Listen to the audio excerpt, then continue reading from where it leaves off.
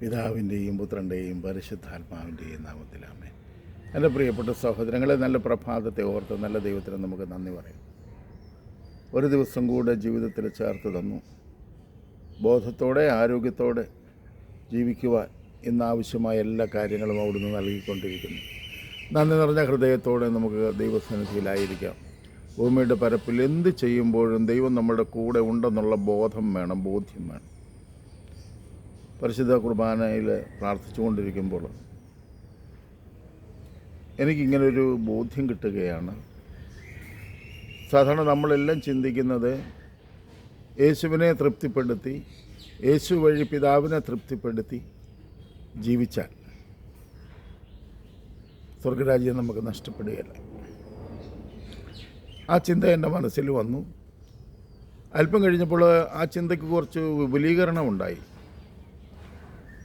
യേശുവിനെ സ്നേഹിക്കുന്നവൻ, യേശുവിൻ്റെ അടുത്ത് പോകാൻ ആഗ്രഹിക്കുന്നവൻ മറ്റുള്ളവരെ സ്നേഹിക്കും. മറ്റുള്ളവരുടെ പോരായ്മകൾ പറഞ്ഞ് അവരെ അതിൽ നിന്ന് തിരുത്താൻ ശ്രമിക്കും. വീഴ്ചയുള്ള മനുഷ്യനെ ചേർത്ത് പിടിക്കും. ബലഹീനരായ മനുഷ്യരെ കഴിയുന്ന തരത്തിൽ സഹായിക്കും. അജ്ഞതയുള്ള മനുഷ്യരെ അവർക്ക് കഴിയുന്ന തരത്തിലുള്ള വിജ്ഞാനം പകർന്നു കൊടുക്കും. വിശക്കുന്നവനാണെങ്കിൽ അല്പം ആഹാരം കൊടുക്കും. വിഷമിക്കുന്ന മനുഷ്യനാണെങ്കിൽ അവനൊരാശ്വാസവാക്ക് അവനോട് പറയുകയും അവനെ കുറച്ചുകൂടെ ബലപ്പെടുത്തുകയും ഒക്കെ ചെയ്യണം. അങ്ങനെയാണെങ്കിൽ മാത്രമേ കർത്താവിന് സന്തോഷമുണ്ടാകുകയുള്ളൂ. ആ സന്തോഷത്തിലൂടെ ജീവിക്കുമ്പോൾ നിത്യത, സ്വർഗം അത് നമുക്ക് സ്വന്തമാകും.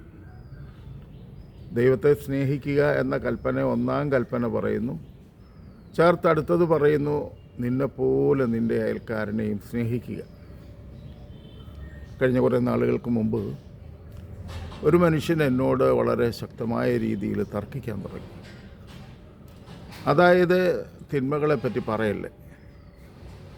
ഞാൻ ചോദിച്ചു, തിന്മകളെപ്പറ്റി പറഞ്ഞില്ലെങ്കിൽ ഈ പറയേണ്ടവർ പറയാതിരിക്കുമ്പോൾ ആ നിശബ്ദത ആ തിന്മ പ്രവർത്തിക്കുന്ന ശക്തിക്ക് ഊർജമായി മാറും. അതാണ് സത്യം. അതുകൊണ്ട് തിന്മയ്ക്കെതിരെ കലഹിക്കുക എന്നുള്ളതിൽ വലിയ കാര്യമില്ല. ആ തിന്മയ്ക്കെതിരെ ചെറുത്ത് നിൽക്കാൻ നമുക്ക് സാധിക്കണം. ഈ കഴിഞ്ഞ ദിവസം ഒരു മെസ്സേജ് കണ്ടത് ഒരു മനുഷ്യൻ തൻ്റെ ഫേസ്ബുക്കിൽ കുറിച്ചത് എനിക്ക് ഒരുപാട് ഇഷ്ടപ്പെട്ടു. അദ്ദേഹം പറയുകയാണ്, ഞാനൊരു എയർപോർട്ടിൽ ചെന്നിറങ്ങി പുറത്തേക്ക് ഇറങ്ങാനുള്ള ശ്രമത്തിന് നടുവിൽ അങ്ങനെ നിൽക്കുമ്പോൾ എൻ്റെ മുന്നിൽ കുറേ സ്ത്രീകൾ വന്ന് വരിയായിട്ട് നിന്ന്, പാവപ്പെട്ട വീട്ടിലെ സ്ത്രീകൾ വീട്ടുജോലി അന്വേഷിച്ച് പോവുകയാണ്. അങ്ങനെ എയർപോർട്ടിൽ ചെന്നിറങ്ങി അവർക്ക് പുറത്തേക്ക് പോകണം. എല്ലാവരുടെയും നെഞ്ചിൽ ഓരോരുത്തരുടെ ഓരോ നമ്പർ കുറിച്ചിട്ടുണ്ട്. അപ്പോൾ ഈ നമ്പർ പോലീസുകാർ നോക്കിയിട്ടാണ് ഇവരെ ഓരോരുത്തരെയും പുറത്തേക്ക് ഇറക്കി വിടുന്നത്. നോക്കാൻ വരുന്ന പോലീസുകാർ വിവേകമില്ലാതെ ആ സ്ത്രീകളെ ഉപദ്രവിച്ചുകൊണ്ടാണ് അവരുടെ നെഞ്ചിൽ കൊടുത്തിരിക്കുന്ന പിൻ ചെയ്തിരിക്കുന്ന ആ നമ്പർ വലിച്ചു പറിക്കുന്നത്. സ്ത്രീകളാകെ വിഷമിക്കുക. 1, 2, 3-ാമത്തെ ആളിൻ്റെ വന്നപ്പോൾ ഈ മനുഷ്യൻ, അദ്ദേഹം ഒരു മലയാളിയാണെന്ന് എനിക്ക് ഭയങ്കര സന്തോഷം തോന്നി. അദ്ദേഹത്തെ മലയാളി ഇത്രയും തൻ്റെ ഇടം കാണിച്ചു. അദ്ദേഹം ആ പോലീസുകാരനോട് പറഞ്ഞു, ഇങ്ങനെ തിന്മ ചെയ്യാൻ പാടില്ല, അവരെ നിങ്ങൾ ഉപദ്രവിക്കുകയാണ് ചെയ്യുന്നത്. അതുകൊണ്ട് നിങ്ങൾ ഇങ്ങനെ ചെയ്താൽ ഞാൻ നിങ്ങളുടെ സുപ്പീരിയറിനെ കണിശമായിട്ടും റിപ്പോർട്ട് ചെയ്യും. മറ്റു രാജ്യമല്ലേ, നമുക്ക് കൂടുതലൊന്നും സംസാരിക്കാൻ പറ്റത്തില്ല. അദ്ദേഹത്തിൻ്റെ കുടുംബവുമായിട്ടോ ബന്ധത്തിലുള്ള ഒരു കാര്യങ്ങളുമല്ല പറഞ്ഞത്. പക്ഷേ സ്ത്രീകൾ ഉപദ്രവിക്കപ്പെടുന്ന കണ്ടപ്പോൾ അയാളിലെ നീതിബോധമുണർന്നു. അയാൾ അതുകൊണ്ടാണ് അവരോട്, ആ പോലീസുകാരോട് അങ്ങനെ ചെയ്യരുതെന്ന് പറഞ്ഞത്. പോലീസുകാർ ഇയാളെ ഒരു മുറിയിലേക്ക് കൂട്ടിക്കൊണ്ടുപോയി അവിടെ ഈ മനുഷ്യനെ ശരിക്കും ഉപദ്രവിച്ചു. തട്ടും ചവിട്ടും എല്ലാം കൊടുത്തു. സ്ത്രീകൾക്ക് മനസ്സിലായി തങ്ങളെ സഹായിച്ച ആ മനുഷ്യനെയാണ് പോലീസുകാർ കൊണ്ടുപോയത്. അവന്മാർ ഉപദ്രവിച്ചിട്ടുണ്ട്. 2 മണിക്കൂറുകൾക്ക് ശേഷം വിവസ്ത്രനാക്കി നിർത്തി അദ്ദേഹത്തെ ഭീകരമായി തോക്കിൻ്റെ പാത്തി കൊണ്ട് അടിക്കുകയൊക്കെ ചെയ്തെന്ന് അദ്ദേഹം പറയുക. ഇതെല്ലാം കഴിഞ്ഞ് 2 മണിക്കൂർ കഴിഞ്ഞ് അദ്ദേഹത്തെ പോകാൻ അനുവദിച്ചു. അദ്ദേഹം പുറത്തേക്ക് ഇറങ്ങുമ്പോൾ ആ ഗ്രൂപ്പിൽ വന്ന 40ഓളം സ്ത്രീകളും ഈ മനുഷ്യനെ കാണാൻ വേണ്ടി കാത്തു നിൽക്കുകയാണ്.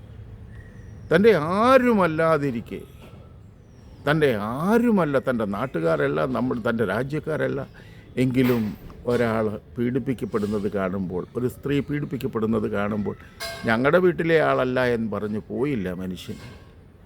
പുറത്തിറങ്ങി വന്നപ്പോൾ ഈ 40 സ്ത്രീകളും അവരെ കൊണ്ടുപോകാനുള്ള വാഹനം വന്നിട്ടുണ്ട്. അവരത് കയറുന്നില്ല, പുറത്ത് നിൽക്കുക. സാവകാശം അവരെല്ലാം ഇദ്ദേഹത്തിൻ്റെ അടുത്ത് വന്ന് നിന്ന് കരയുക, ഞങ്ങൾക്ക് വേണ്ടി നിങ്ങൾ ഇത്രയും തല്ല് വാങ്ങിച്ചത്. ശരിക്കും ആ മനുഷ്യനിൽ ക്രിസ്തുവിനെയാണ് കണ്ടത്. മറ്റുള്ളവരുടെ കാര്യങ്ങളിൽ ഇടപെട്ട് തല്ല് വാങ്ങിക്കുന്ന, ഇവിടുത്തുകാരാണെന്ന് പോലും അറിയാത്തൊരു മനുഷ്യന് വേണ്ടി തല്ല് വാങ്ങിക്കുന്നൊരു മനുഷ്യൻ. അദ്ദേഹം ആ രാജ്യത്തിൻ്റെ പേര് പറഞ്ഞില്ല. അദ്ദേഹം പറഞ്ഞു, ഇനിയും എനിക്ക് യാത്ര ചെയ്യാനുള്ളതായതുകൊണ്ട് ഞാൻ ആ രാജ്യത്തിൻ്റെ കാര്യം പറയുന്നില്ല.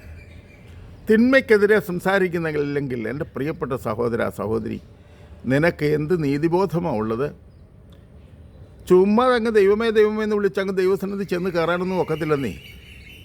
ദൈവത്തെ സ്നേഹിക്കുന്നത് പോലെ തന്നെ കൂടപ്പിറപ്പിനെയും മറ്റുള്ളവരെയും സ്നേഹിക്കുകയും സുരക്ഷിതത്വവും നന്മയുമൊക്കെ അവർ കൂടെ വാങ്ങിക്കൊടുക്കണം. അതിനുള്ള കഴിവും ബുദ്ധിയുമാണ് ദൈവം നിനക്ക് തന്നിരിക്കുന്നത്. ഈ കുയിലുകൾ പാടുന്നു കേൾക്കുന്നില്ലേ? അവയ്ക്ക് ദൈവം കൊടുത്തേക്കുന്നത് കൊണ്ട്, ശബ്ദം കൊണ്ട് അവർ മനുഷ്യരെ സന്തോഷിപ്പിക്കുക. നമ്മൾക്ക് ദൈവം തന്നിരിക്കുന്ന എല്ലാ നന്മകളും ഉപയോഗിച്ച് നമ്മൾ കൂടുതൽ നന്മ ചെയ്യുകയും അതുപോലെ തന്നെ മറ്റുള്ളവരുടെ ജീവിതത്തിൽ കഴിയുന്ന നന്മ പ്രാവർത്തികമാക്കാൻ, ലാഭം നോക്കാതെ ജീവിക്കാൻ ദൈവത്തിൻ്റെ പരിശുദ്ധാത്മാവ് എന്നെ നിങ്ങളെ സഹായിക്കട്ടെ. ആമേൻ.